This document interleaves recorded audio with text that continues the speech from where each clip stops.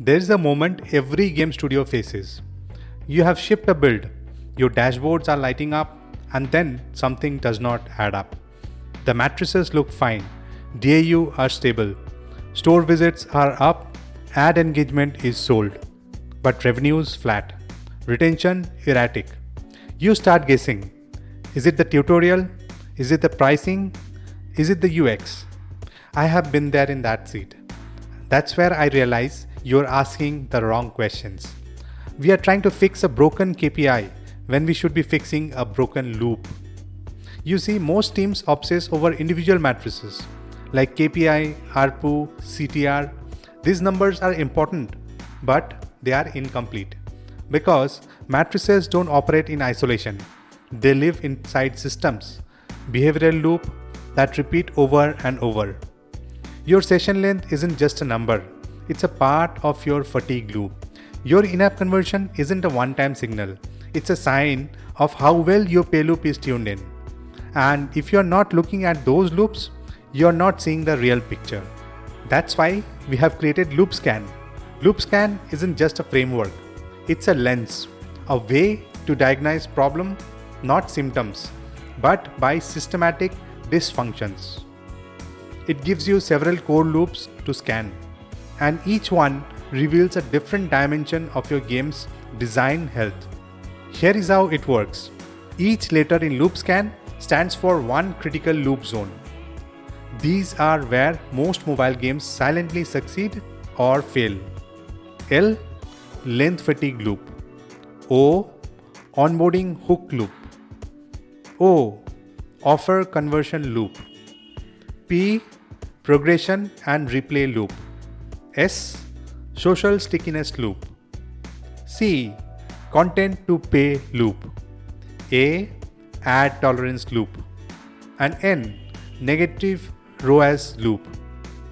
You don't fix what is visible, you scan the loops beneath it. We start with length fatigue loop. I once worked on a match 3 title that had 12 minutes average session length. Everyone celebrated until day 3 retention tanked. What happened? Players were being overstimulated. No pause points, no break loops, just endless reward compression. Your game needs moment of intensity but also moment of release. Think Royal Match. It paces you gently. Short sessions, fast failed forward. Minimum fatigue. That's how you keep long-term retentions healthy. Now for the first O, onboarding hook. Tutorial completion is often high, but day 1 retention low. That's not a UX failure. That's a loop disconnect. The player learned how to play but wasn't shown why they should keep playing. Take Arch Hero. There is no long tutorial. You're immediately dodging bullets and watching enemies explode. It hooks you in 5 seconds, not 5 screens. Your onboarding shouldn't teach features. It should sell fantasy, mastery, and delight. The second O is for offer conversion. Here is a pattern we have seen again and again. Tons of store visit, great item design, but low purchasing conversion. Why? Because your offer loop is broken. Players are entering the store out of curiosity, not intent. Gardenscape nails this. It doesn't just show offers, it nudges you into low-stake engagements, then creates emotional triggers before presenting a deal. Monetization is never about price, it's about timing. Now P, progression and replayability. One of the most damaging patterns, players finish the level and uninstall the game. That means your content loop was linear, not replayable. Clash Royale understood this early. Its ladder system, ranked resets, and unlockable tiers give players infinite room to loop.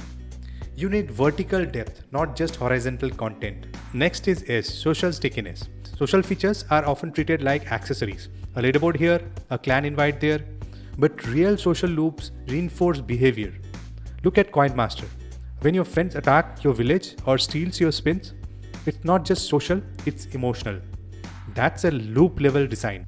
Ask yourself, does your social systems fuel core actions or just decorate them? C. Content to pay loop. Your game gets in-app conversions, but revenue flattens after day 5. You're not lacking players. You're lacking a monetization ladder. Merge Dragons solve this brilliantly. Early in-apps equal to progression. Mid-game equal to utility. Late game equal to collection plus mastery. One purchase feeds another. That's a loop, not one-off sale. A for ad tolerance. Show too few ads and you leave money on the table. Show too many and you kill retention. The loop to watch is ad frequency versus D7 retention. Pocket Champs use in-app ads with clear rewards, spaced smartly. Players feel in control, not punished. That's how you build sustainable ad revenue. And finally, N, negative ROAS. You are scaling UA, but the more users you bring in, the more money you lose. LTV isn't keeping up. That's the red zone. You need to loop back through your early monetization curve, retention slope, and pay conversion depth. Fixing ROAS isn't about spending less on UA. It's about strengthening the entire monetization arc. When you're stuck, this is your cheat code. Pull your matrices, correlate them by loop, diagnose by friction type, not by KPI alone. LOOPSCAN turns random fixes into targeted tuning. Every top performing game has one thing in common. It's not lucky. It's not just well designed. It's loop aligned. Features don't scale games. Systems do. And if you want to build games that grow organically, repeatedly, sustainably, we need to start with loops. That's the mission behind LOOPSCAN. Subscribe on YouTube for deep dive on each LOOPSCAN category with breakdowns from top grossing games. And if you're a studio trying to scale, we are happy to help you run your own LOOPSCAN diagnostic.